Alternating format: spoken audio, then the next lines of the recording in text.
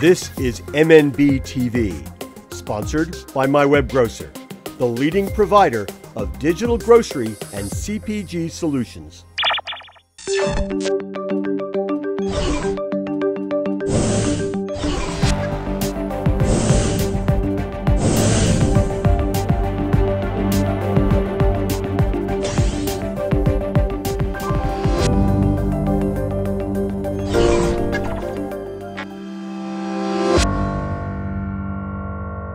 Let's talk about mobile for a second. There's been a lot of discussion of digital, mobile. There was this Pew study recently projecting that more people will pay by smartphones than by credit cards and debit cards by 2020. Another one said half of the population uses mobile media. What does this audience need to be thinking about in terms of the digital revolution, in terms of mobile media? What should they be heading towards in terms of what they're doing? Well, that's really kind of two separate issues. I mean, we could go off on mobile media and the constant always-on connection to shoppers, and that we could be here for a lot longer than the next, whatever it is, 20 minutes on that. So let's just take a bite size, and talk about payments. I think in general, it's really good news for this industry because, all of these new platforms are going away from the traditional, merchant fees that are, almost usurious, to a much lower cost model. I mean, there's some models that, it's 5 cents, 10 cents, 20 cents flat fee, or if it's below, a certain dollar amount, it's a very low percentage, like 1%. So I think it's going to be a lot less expensive. Yeah, there's going to be some implementation time, although I think as technologies evolve, that implementation is actually going to get cheaper and cheaper. But the real win here is the data. Again, we're back to big data, right? But that electronic transaction, will be saved with all of the corresponding data, and the ability to kind of link that over time.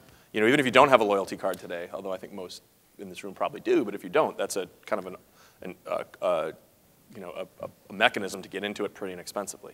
You still got to, obviously there's a lot of discipline and a lot of learning and you can't just plop a loyalty program in and expect it to work. I mean, you've got to know how to use it and use it right for your company. But it also means using a loyalty card as more than just an electronic coupon delivery system, which is what a lot of retailers. I mean, it's a kind of bribery in its own way, and so it'll be able to be a lot more personalized. Yeah. As capabilities get better and as we gain more intelligence, kind of from people shopping electronically through these devices, or even using a device in the store to kind of tie it to their activity. I think we're going to get a lot smarter. And the big thing to me is that there's an entire generation of consumers out there who are just utterly, totally used to just shopping via their smartphones or whatever, mostly smartphones because they're not necessarily using iPads.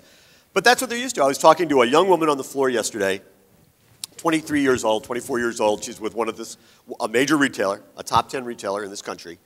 And she was just saying, oh yeah, I bought a pair of shoes the other day. I just used my iPhone, boom, found it. Never went to a store, never even went to their real website.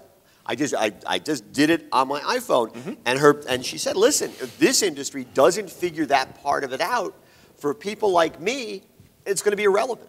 And then we're going to be looking for those other options. Well, I mean, I think that the device, whatever that device is it's becoming the first place that people go to for information. Because you can do it wherever, whenever, however, which is cliche, but it's true.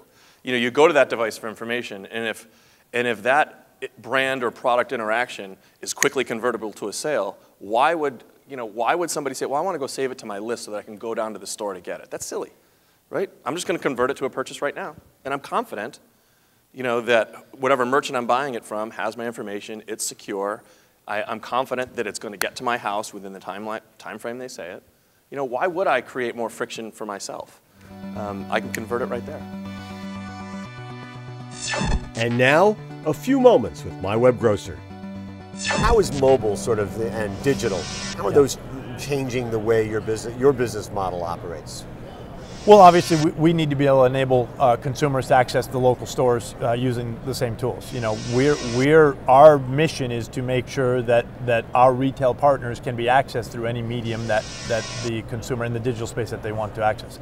Now, what has materially changed is we see an increasing number of orders coming online through iPad devices than on the PC, the home PC. You know, we track order volume based on time of day, and you can see that in the evenings, Windows-based orders off of PC dip and iPad orders increase. And we investigate a little bit, and and the reality is people are using their iPad the way you do, in front of the TV. Right. Well, I'll put in my grocery order while I watch Dancing with the Stars, and that's what people are doing. So yeah. And the interesting thing, it seems to me, about that is that speaks to, I mean, a lot of people say, well, this is a young, you know, it's only the young kids who are going to do that.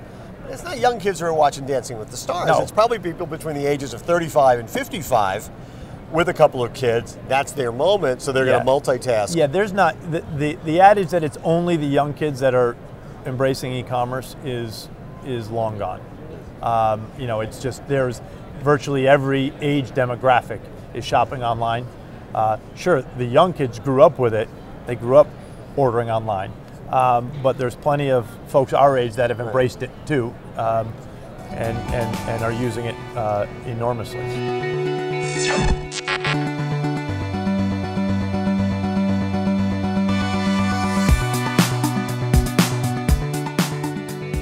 Next time on MNB-TV.